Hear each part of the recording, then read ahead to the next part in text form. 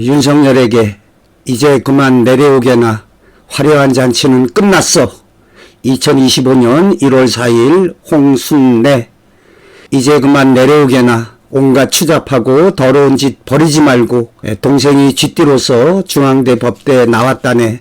형으로서 인생 선배로서 한마디 하겠네.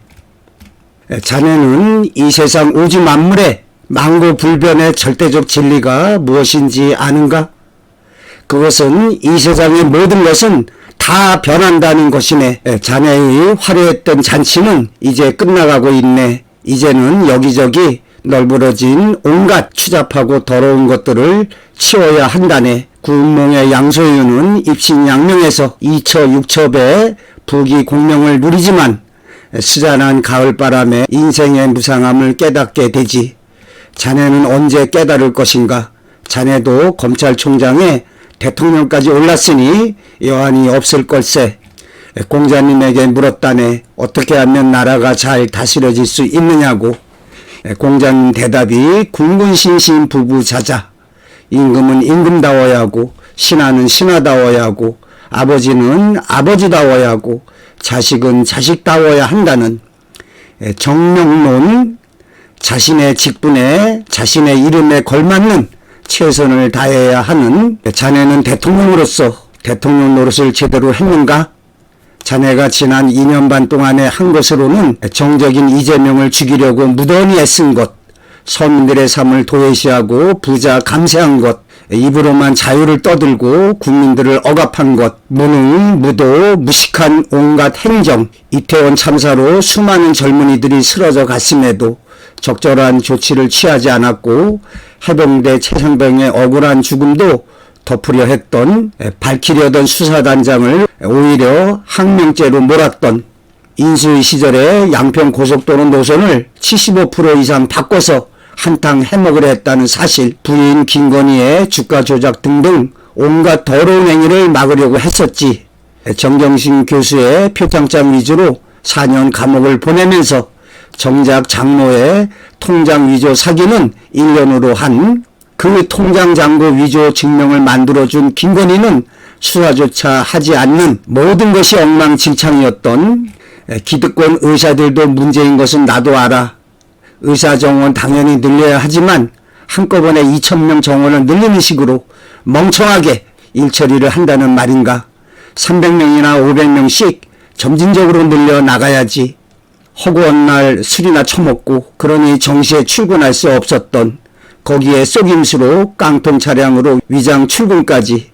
참으로 기막힌 노무현, 오바마 두 사람은 대통령이 되고 나서 술 한잔 하지 않았다는 말을 자네는 듣지 못했는가? 이런 것까지 모두 다 봐줄 수는 있지만 무엇보다도 용서할 수 없는 것이 자신의 정권을 유지하기 위한 비상계엄을 선포하기 위해서 북한과의 국지전 내지 전쟁을 일으키려 했다는 것이지. 평양의 무인기 침투, 연평도 북쪽 진지로의 대량의 포사격, 오물풍선에 대한 원점 타격, 비참하고 끔찍한 일이 일어날 뻔했던, 국민의 안전과 생명을 도외시하고 제 자신의 정권 안위를 위해서 북한과 전쟁을 일으키려 했다는 이 사실 하나만으로도 자네는 파면되어야 해. 이거는 모질이도 아니고 미친 짓이야. 북한과 전쟁이 나면 우리나라가 그동안 쌓아올린 모든 것이 무너져 내려 옆에 일본만 좋아하는, 지금 세계에서 제일 불쌍한 나라가 우크라이나야. 전쟁으로 온 국민들이 고통받고 있고 나락으로 굴러떨어진 전쟁의 비참함을 자네는 아는가? 자네는 군대도 갔다 오지 않았지? 부동시로 면제인지 군 기피인지 그러면서 당구는 500 친다고 하고, 난 최전방 15사단에서 ROTC 중위로 소집 해제했어. 우리 집안은 병영 명문가 집안일세. 3대에 걸쳐서 삼형제 및 자식들이 모두가 현역으로 다녀왔다네. 아버님은 6.25 때 동굴 진지에서 일주일여 소변을 받아 먹으면서 극적으로 살아나셨고, 넷째 조카는 카이스트 다녀서 병역 특례로 군대 안 갈 수도 있었는데 일반 현역으로 다녀왔어. 자네가 특수부 검사로 모가지에 힘주면서 밤에 룸사롱 술집에 다닐 때 난 성실하게 학교에서 학생들 지도하면서 한편으로 학업을 계속해서 한문학 박사학위를 받았어. 꿈의夢에 관해서 연구해서 10억 원의 저서를 남겼고 교직에서 퇴직해서도 꿈의夢및 사주의 대중화를 위해서 남은 여생을 바치고자 한다네. 자네가 자식 없이 개새끼 키울 때 두 아들 낳아 결혼시켰고 손자 손녀를 보았어. 오래전에 일본에 고베에 갔을 때 놀라운 이야기를 들었어. 지진이 나서 해변가의 고가도로가 무너져 내려서 많은 사람들이 죽는 일이 일어났어. 그런데 놀라운 것이 그 고가도로 다리를 설계한 사람이 자신이 다리 설계를 튼튼하게 하지 못했다고 사람들이 죽은 것에 대한 책임감을 느껴서 할복 자살했다는 이야기를 들었어. 아니, 진도 8에 강진이 일어난 것은 인재가 아닌 그야말로 천재지변이었지. 그런데도 책임감 운운하면서 자살하다니. 우리나라는 IMF 때 수많은 사람들이 자살하고 이혼에 가정 파탄이 있었어. 그런데 그 당시에 어느 위정자 하나 책임지고 죽은 사람이 한 명도 없었어. 어제 체포영장 집행이 있었어. 법과 공정을 떠들던 윤석열의 더러운 꼴만 보았지. 깡패 두목만도 못했어. 애국 시민에게 자신을 지켜달라고 선동을 한 당장 포털사이트 다음 등의 뉴스에 댓글 등을 읽어봐. 내가 집권 후에 무능한 정권으로 자영업자들 몰락하고 경제는 엉망으로 망가지고 있던 더더욱 계엄령 선포 이후로 나라 경제 파탄나고 환율 올라가고 주식 떨어지고 나라 꼴이 말이 아니야. 독재자 이승만도 하야했어. 내가 관저에서 버티게 하는 동안에 나라 경제는 더 엉망으로 망가지고 있어. 헌법재판소에서 살아 돌아오기를 바라지만 그것은 망상에 불과해.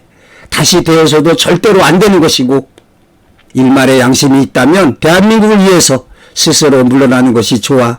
더 늦기 전에 많은 사람들에게 고통을 겪게 하지 말고 경제적으로 최악으로 더 이상 몰리지 않게 하고 국격을 더 떨어뜨리지 말고 입만 열면 거짓말이야. 너는 비상계엄 선포에 따른 정치적 법적 책임을 져야 해. 누구 말 맞다나 모가지 걸고 하는 거야. 실패하면 사형이나 무기징역을 당하는 내란죄에 북한과 전쟁을 일으키려 한 외환죄. 절대로 용서받지 못할 짓을 벌인 거야. TV에서 내 얼굴을 정말이지 안 봤으면 해. 내가 왜 내 얼굴 보고 황급히 채널 돌려야 하는지. 공영방송 안 본 지 오래됐어. 유튜브 방송에 실시간으로 다 나와. 현재 국민의힘 가운데 대통령 후보자 나온 사람이 보이지 않아. 경기도 국회의원 된 젊고 신선한 사람에게 관심 지녀 보았지만 이번 탄핵 과정에서 그것도 안 되는 것을 보여줬고, 이재명 조국 이탄이 새롭게 멋진 대한민국을 이끌어 나가기를 바래. 간절히 부탁하건대 미련 갖지 말고 이제 그만 내려와. 너의 화려한 잔치는 이제 끝났어. 2025년 1월 4일 홍순례